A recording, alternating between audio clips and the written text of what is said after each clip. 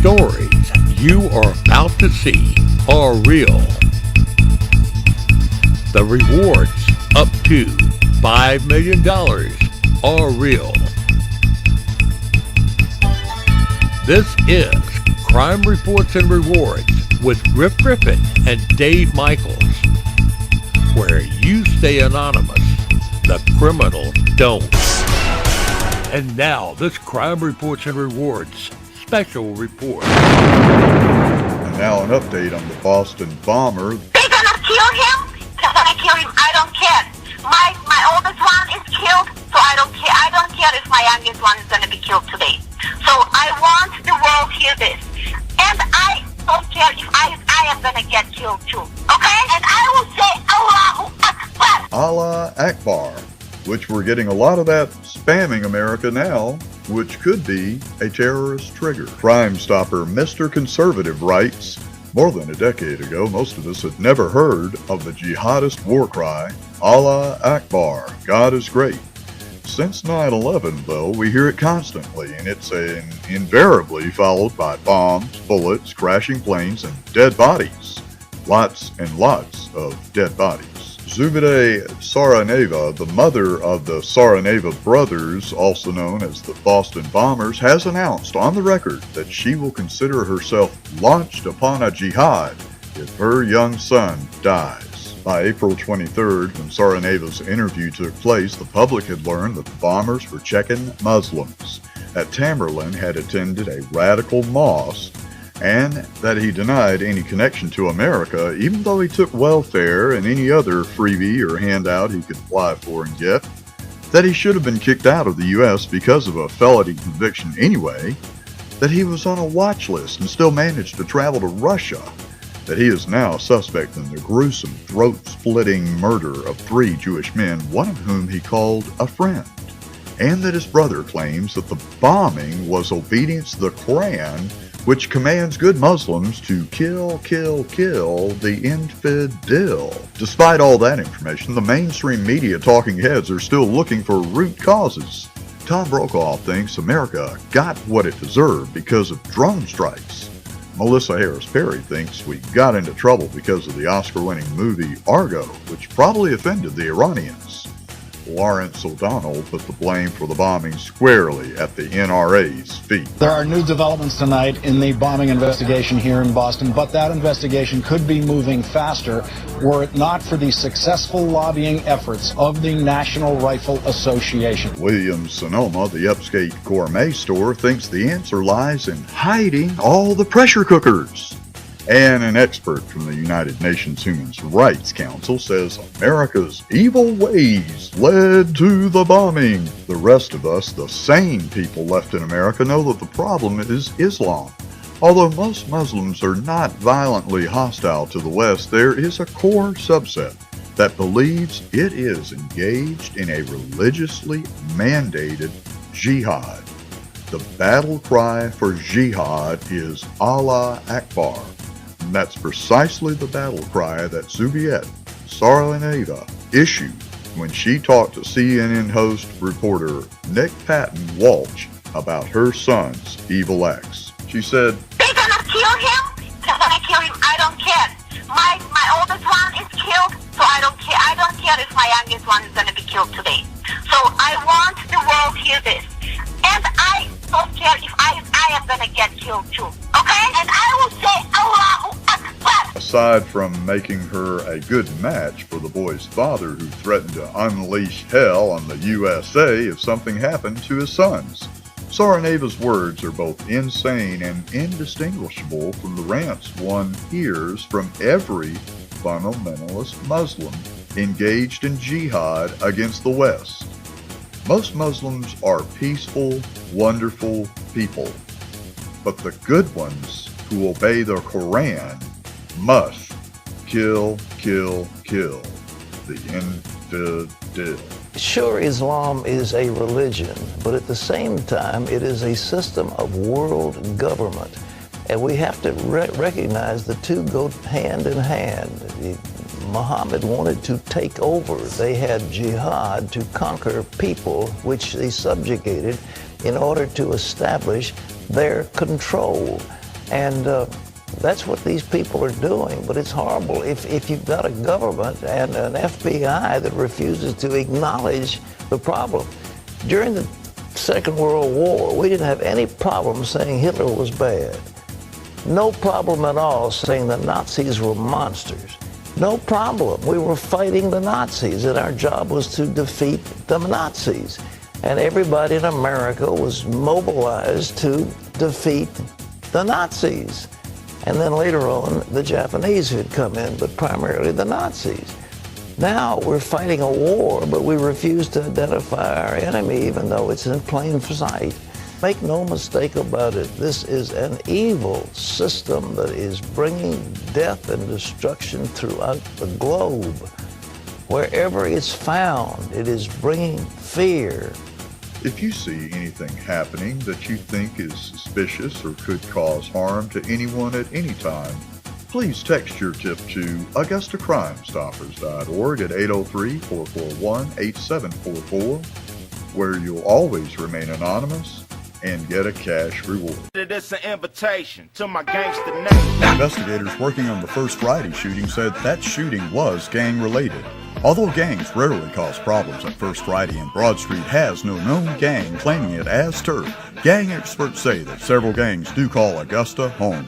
Some of the local gangs here are the Georgia Deadly Boys, also known as the 22nd Street Gang after a road in South Augusta, the East Boundary Boys, the Circle Boys, the Uptown Farrington Gangster Thugs, the O-Dubs, the Harrisburg Posse or Berg Gang, the Bottom Boys, the 9th Street Ward Gang, the Hilltop Posse, the Apple Valley Posse, the Gangster Disciples, the Crips, and the Bloods. Local law enforcement officials say local gangs are affiliating themselves with nationally known gangs, a move that has made them stronger and more organized. Richmond County Schools Public Safety Corporal Adrienne Burns was quoted in the Augusta Chronicle as having seen significant gang action in the Augusta school system. Nationally affiliated gangs like the Bloods and Crips are moving from bigger cities into Augusta because it's easier for them to make money here. Even though Crime Reports and Rewards and several other media outlets reported that we have gangs here, the community was in denial about it, which made it much easier for the gangs to set up and recruit in Augusta. School patrol officers report that Butler has at least 8 gangs, adding that that isn't just at Butler. Some area gang experts have said that Augusta may be home to as many as 150 gangs, with 2 of them having caused the First Friday shooting. Experts say that if this many gangs operate in Augusta, that we may see a lot more violent crimes. Prohibition has made the jails so full that when a gangbanger gets a 10-year robbery sentence, they may serve 1 year, then they get out and train the new recruits in gang warfare that they learned in prison. Authorities think most of the local gangs will eventually become affiliated with a national group. Experts say that whether or not people want to see it, we have a gang problem in Augusta. They are smarter, commit more crimes, move around faster, and they're ready to ratchet up the violence. Augusta's unusually large public assistance population and welfare programs that pay people in a way that leads some to sleep all day and steal all night make Augusta the perfect breeding ground for gangs who bully new recruits into joining the gangs, or they suffer the consequences. If you think you know how police may bust these gangs, please contact the FBI's Safe Streets Task Force, the Regional Anti-Gang Enforcement based in South Carolina, and the ATF's Operation Ceasefire in Augusta. Or you may call AugustaCrimeStoppers.org at 706-722-1010 for a cash reward. Augusta Crime Stopper fan Rosemary Forrest comments on our Augusta Crime Stoppers Facebook page, "Why is it legal to keep dogs chained up outside? They've only got plastic crates meant for transport or shelter and never get any exercise. Their owner never even speaks to them. This is suspicious. They're being isolated, taunted by the other dogs, tied up in the other corners of the yard, and nothing good will come of it. And it's just plain cruel. Why is this legal? Oh, that's right, it's Harrisburg." To which Augusta Crime Stoppers replied, "Rosemary, we wish all animal owners were as conscientious as you, but it's a cruel, fallen world out there, and some pets don't have it as good as our Watson. If you see someone staking out their dog, they may be violating more than animal cruelty laws. To which Rosemary Forrest replied, "One of my neighbors was recently caught with his pit bulls killing another dog. He was ticketed for it like running a stop sign. These people operate in the dark, not in the open. We need laws that prevent this kind of treatment so we can stop dog bites and other violence." To which Augusta Crime Stoppers replied, "There's already some pretty good laws. It's getting the evidence needed to return a conviction to the solicitor's office.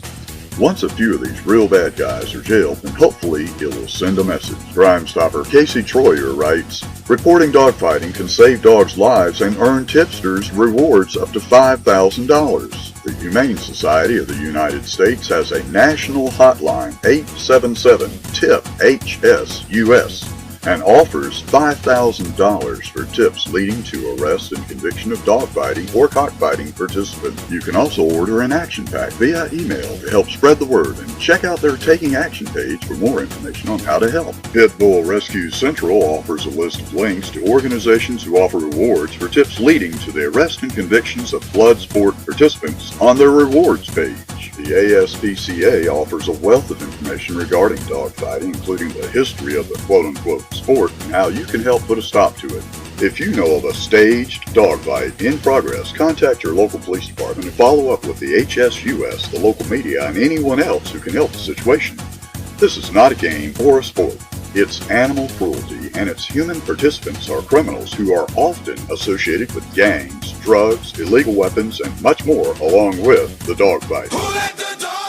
Let's face it, folks, crime can strike at any time, and we have to do all we can to make ourselves and our homes a safer place. Quit just talking about it and just go ahead and do it. Please, go down to your local Humane Society and adopt a good watchdog. For around $100, you get the dog that has already been fixed, had all its shots, with an ID chip in every dog. I prefer a big dog with a big bark. Crooks will not usually hit the house with the aggressive bark behind the door. Just think, a good watchdog might just be the right move for you in these very dangerous times of crimes. 911. I just broke into a house and the owners came home. You broke into a house? Yeah. Where at? I don't know. Okay, so are you still there? Yeah. Okay, so are you with... I think they have guns. Okay, where are you? I don't know. You have no clue where you are.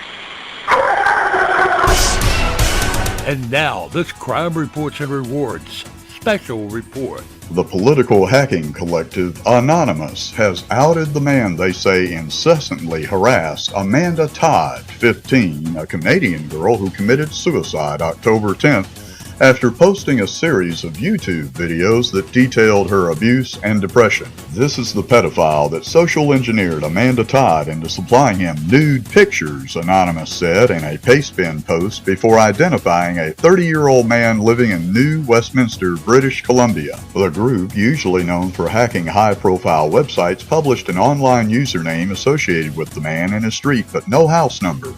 In Todd's video on handwritten note cards, she detailed the story of a man she said threatened to send photos of her breasts to friends and relatives unless she put on a sexual show for him. She apparently refused, and he later made good on his threat, police told her. Vice reports that it received a leaked image it described as a mosaic of Google Maps screenshots from British Columbia, the personal information of Amanda's alleged harasser, and screenshots of accounts on jailbait websites that seemed to link the man to Todd. Based on the screenshots, it appears the man liked to frequent various video chat sites to engage with young girls. Anonymous post also includes a link to a YouTube video that appears to be a compilation of webcam horrors, where a different woman, purportedly talking about the same man, a graphic of his username appears with her, seems to be in a similar situation. Just for that, I'm going to send her a message with a pic of you and let her know that you record girls, she says, apparently addressing the man. It's unclear who her is. I found out like a month ago that he recorded me for the first time, but now I know that everybody that was telling me that he was a sick pedo that records girls were right. If he threatens me, I can just threaten him right back, she finishes, choking back tears. Since Anonymous post, Todd's alleged tormentor has been threatened himself, CBC News reported. Let's make this pedo's life a living hell, reads one comment on the YouTube video, summing up the sentiment of many. Crime Reports and Rewards, along with AugustaCrimeStoppers.org and many other groups, warn parents and teenagers not to put anything on the web that you wouldn't want sent all over the world. Anytime you're on the web, assume everything you do and say is going to be seen and heard by the entire world, because it might. Locally, police conduct sting operations where they pose as underage children looking for something to do because they're bored. When the older men take the bait and show up for sex with the underage child, they are met by cops with handcuffs and may spend quite a while in jail before they are even bonded out. Because the sting operations are so thorough, the majority of men who are charged go on to be convicted. Some have received up to life sentences in one form or another for their seeking to have sex or sexually exploit underage children. Recently, Georgia child molestation laws were changed so that any form of underage child sexual exploitation no longer has a statute of limitations. In other words, if a pedophile took advantage of an underage child 30, 40, or even 50 years ago, that crime may still be prosecuted and the offender spend the rest of their life in the criminal justice system for something they may have already forgotten about. Even though this has been on national television for years, there has been no let-up in the number of older men seeking sex from younger children. It's clearly an addiction that these older men who are otherwise law-abiding just can't seem to walk away from. The best thing we can all do is to not allow unsupervised use of the internet by underage children. If you think your child is being preyed on by an internet pedophile or any pedophile, please call your local police department or text your tip to AugustaCrimeStoppers.org at 803-441-8744. where you'll always remain anonymous and get a cash reward. On April 8th, the victim reported her debit card lost to the Richmond County Sheriff's Office. It was later found to have been used several times by this unknown black male at the Chevron gas station, 202 East Boundary, Shoe Department, and City Trends, 1631 Gordon Highway, Circle K, 902 Walton Way, Kroger at 501 15th Street, and McDonald's at 1464 Walton Way. The suspect was riding in the vehicle shown here. The Richmond County Sheriff's Office is requesting the public's assistance in identifying this suspect. Anyone with information is asked to please contact Sergeant Michael Shane McDaniel of the Richmond County Sheriff's Office at 706-821-1003. Or you may text your tip to AugustaCrimeStoppers.org at 803-441-8744, where you'll always remain anonymous and get a cash reward. The Richmond County Sheriff's Office is requesting the public's assistance with locating the two females pictured on your screen. On April 19th, at approximately 1950 hours, the two females entered the CVS at 1633 Gordon Highway and shoplifted several items before exiting the business without rendering proper payment. The females are also wanted for questioning in several other shopliftings in Thompson and North Augusta. Any help with finding these two females would be greatly appreciated. If you think you know how police may find these two females, please call Augusta Crime Stoppers at 706-722-1010 or text your tip to 803-441-8744, where you'll always remain anonymous and get a cash reward.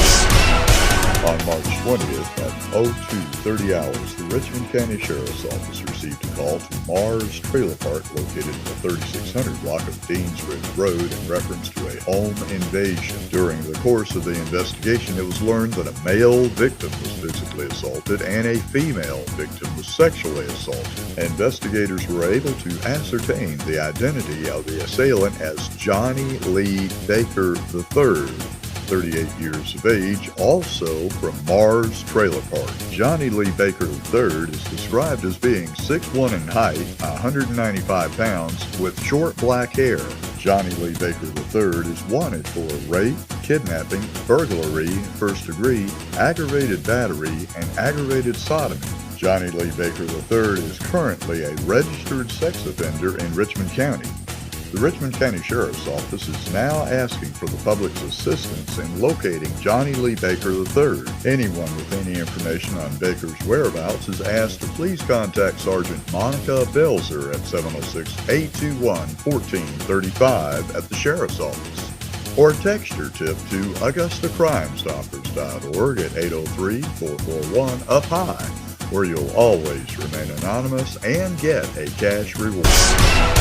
On Monday, April 22nd, at approximately 23:57 hours, an unknown black male entered the BP Kangaroo Station located at 3434 Wrightsboro Road, Augusta 30909, and brandished a semi-automatic handgun. The slightly smaller black male suspect demanded an undisclosed amount of cash and departed the incident location on foot, running in an unknown direction. No one was hurt during this incident. The suspect is described as a black male, 5'6" to 5'8" in height, 140 to 150 pounds, and wearing all black clothing. If you think you know where police may find this 5'6" to 5'8" in height, 140 to 150 pound black male, please notify Sergeant Michael Shane McDaniel of the Richmond County Sheriff's Office Criminal Investigation Division at 706-821-1003. Or text your tip to AugustaCrimeStoppers.org at 803-441-8744, where you'll always remain anonymous and get a cash reward. I'm Dave Michaels with this Crime Reports and Rewards special report. Gun control legislation was dealt a harsh blow in the Senate on Wednesday as a bipartisan amendment that would have expanded background checks failed to muster enough votes for passage. The vote on this vote, the yeas are 54, the nays are 46. Under the previous order requiring 60 votes for the adoption of this amendment, the amendment is not agreed to. The amendment would have required background checks at gun shows and for the sale of guns online. The senators said it would have prevented convicted criminals and the mentally ill from buying guns and would not create a national registry of gun owners. They failed to mention background checks are already required for the sale of guns at gun shows and online. Sheriffs across the country in at least 10 states are standing up against any new gun law. Sheriff, welcome. Good to have you here today. Good morning, Martha. Talk to me a little bit about your process of thinking this through. You know, when you started to hear about these executive orders coming down from the president, you know, what kind of action did you take? What became your plan, and how do you back up your ability to carry that out? Well, how it first started was I had a lot of folks in my county asking myself and my deputies, what my position was on if any what they term far-reaching or overreaching gun control laws were established from the feds. And I made my position known. I tell my deputies that I didn't support anything, any regulations that would infringe upon the constitutional rights of our citizens. Well, when I swore oath to a community, a group of people who live in Jackson County. I swore oath to the Constitution, which I swore oath also to the Constitution of Kentucky. And in that Constitution is the Second Amendment, and that's what this country is based upon.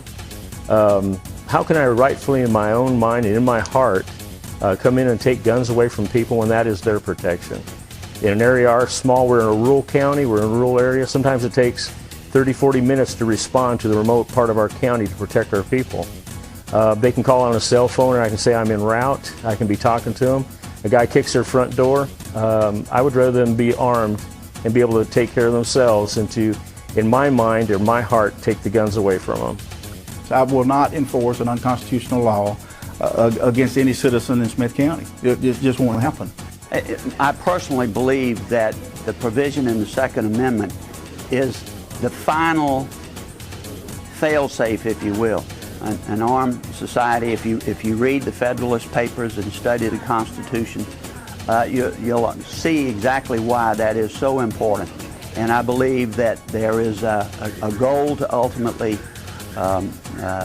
take as many firearms as possible. The differences between the firearms, more often than not, are cosmetic as to what is an assault weapon that sort of thing.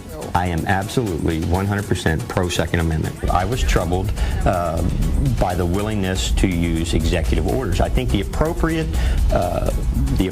way to do this is through the Congress. And the sheriff is against the president's proposal to ban automatic assault rifles and limit the capacity of magazines. I really don't have heartburn with people owning AR-15s. I don't. A 30-round magazine. If you're out target shooting with your AR-15, a 30-round magazine is pretty convenient. I firmly believe that the mental health apparatus in this country is broken. Our county jails have become a dumping ground for the mentally ill. This is not the place for the mentally ill. You know, and I know with the Second Amendment, the way it was designed, you know, was to protect the people from the government. And but you know, in protection, it's just like if I'm a bad guy and I'm gonna go kick a door, but I know the guy behind that door has a gun, and I go to this other door where I know a guy doesn't have a gun, that's the door I'm gonna kick. You're still gonna have instances, you're still gonna have violence. You're not gonna be able to curb that, but the innocent people are gonna be able to protect themselves. Yeah, the Lynn County Sheriff's Office, myself and my deputies, we have the position that we're not going to enforce that law. It's a federal law. You know, if it comes down as a state law, then we'll have to revisit that. But we won't enforce federal regulations or federal laws. We're not required to. There's a separation of powers, and we won't. Well, I'm doing what I feel I am elected to do. I am elected with a very narrow range of responsibilities that have to do with public safety, law enforcement, and I'm not a robot. I'm supposed to think about what it is I do. And I'd point out to you, you've been talking about the NFL making statements. I remember then Senator Clinton screaming that she was tired of people saying that it was unpatriotic to criticize the president. All I've done is stood up and expressed my view of this very crucial part of the Second Amendment that I see in an instance of taking advantage of people's grief to pass things that in the final analysis are not in the best interest of the country, and the Second Amendment that is such an important part of protecting this republic. As citizens, we have a responsibility to remind Obama of his oath of office. I, Barack Hussein Obama, do solemnly swear. I, Barack Hussein Obama, do solemnly swear. That I will faithfully execute. That I will faithfully execute. The office of President of the United States. The office of President of the United States. And will, to the best of my ability. And will, to the best of my ability. Preserve, protect, and defend. Preserve, protect, and defend. The Constitution of the United States. The Constitution of the United States. So help you God. So help me God. Congratulations, Mr. President. Thank you, Mr. Chief Justice. Thank you so much. I'm Dave Michaels. You've been watching Crime Reports and Rewards with Griff Griffin and Dave Michaels, where you stay anonymous. The criminals don't. Crime Reports and Rewards is brought to you by WBEK Channel 16 and AugustaCrimeStoppers.org. Crime Reports and Rewards is a production of Michaels Media.